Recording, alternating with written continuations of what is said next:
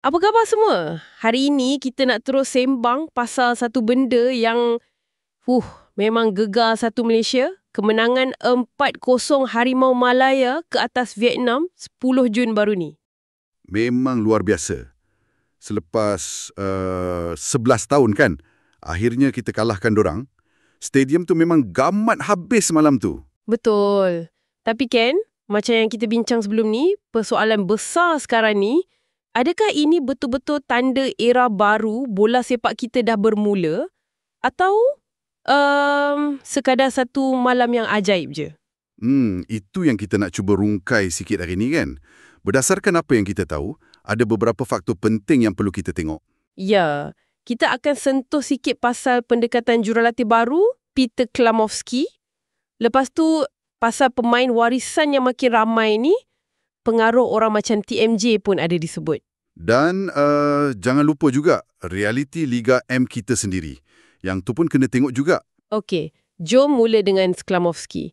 Nampak macam dia bawa angin baru kan? Jelas sekali. Sumber kita sebut pasal formasi menyerang 3-4-3 dia tu, itu memang satu, macam mana nak cakap pertaruhan taktikal yang berani. Berani dan menjadi pula tu lawan Vietnam. Macam mana dia berfungsi sebenarnya? Idea dia macam kita banjiri bahagian sayap Vietnam. Guna kepantasan pemain sayap kita, tapi formasi macam ni, dia tuntut disiplin dan fitness yang tinggi gila dari pemain. Okey, disiplin dan fitness. Adakah pemain kita dah betul-betul serasi dengan sistem ni? Atau malam tu semangat lebih? Itu persoalan yang menarik. Klamovski sendiri tekankan pasal mentaliti pasukan.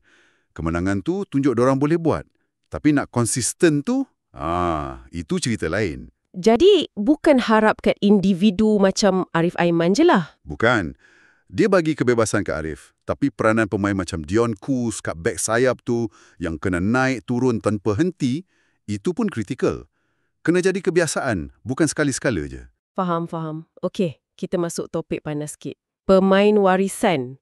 Malam tu pun gol datang dari dorang juga kan? Figueiredo, Holgado, campur yang lama macam Corbin Ong, Kuz. Betul. Dan dengar cerita, ada 5 lagi baru dapat kelulusan FIFA. Jadi skuad makin mantap lah atas kertas. Macam Menteri Sukan Hanahyo cakap lah kan, dorang layak ada darah Malaysia memang boleh kuatkan pasukan segera. Ya, itu satu pandangan, pragmatik. Tapi dalam bahan kita, ada juga pandangan lain. Macam Datuk Richard sekali, contohnya. Apa dia punya concern, kebimbangan dia? Dia risau, kalau tak diurus betul-betul, kebanjiran pemain warisan ni, takut nanti peluang bakat tempatan kita pula yang tersekat. Faham tak? Isu dia, keseimbangan. Jangka panjang, lawan pembangunan akar umbi. Betul juga tu. Kena ada balance lah kiranya. Tepat sekali. Selain pemain dan taktik, ada juga sebut pasal peranan TMJ. Ucapan motivasi tertutup dia tu katanya bagi inspirasi besar. Ya, dengar macam tu, pengaruh dia memang tak boleh nafikan lah. Sokongan dia pada naturalisasi, kepakaran asing. Dan kritikan dia pada mentaliti lapuk tu pun agak pedas juga. Tapi, adakah bagus kita terlalu bergantung pada motivasi luar macam ni? Atau ia tunjuk yang pasukan kita mungkin belum cukup yakin dari dalam? Itu satu perkara yang patut kita fikirkan. Sebaiknya motivasi itu datang dari sistem yang mantap.